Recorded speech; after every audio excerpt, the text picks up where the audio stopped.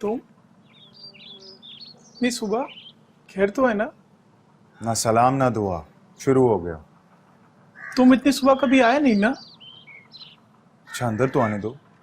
बीवी से लड़कर आए हो, फिर तो तुम्हें कतई अंदर नहीं आने दूंगा। फौरन जाओ वापस। अच्छा भाई अंदर आकर बात कर लेते हैं, अंदर आने दो, सब बता दो। चलो आ जाओ।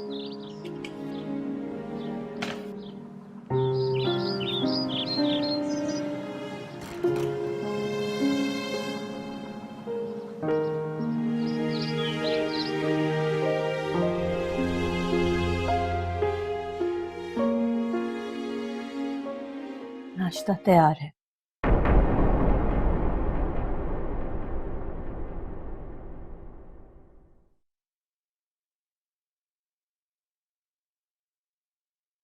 रख दो।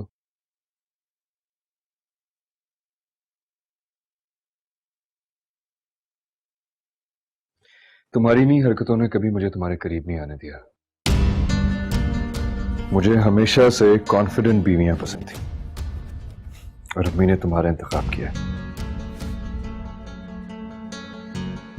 वो बीवियां जो हर वक्त खादमा की तरह अपने शौहरों की खिदमतें करती रहीं कभी भी मेरी आइडियल नहीं थी। इसीलिए तुम्हारी खिदमतें मेरा दिल नहीं जीत सकी। मुझे जो कुछ एक बीवी में चाहिए वो सब कुछ ईमान में है, इसीलिए उससे शादी कर रहा हूं।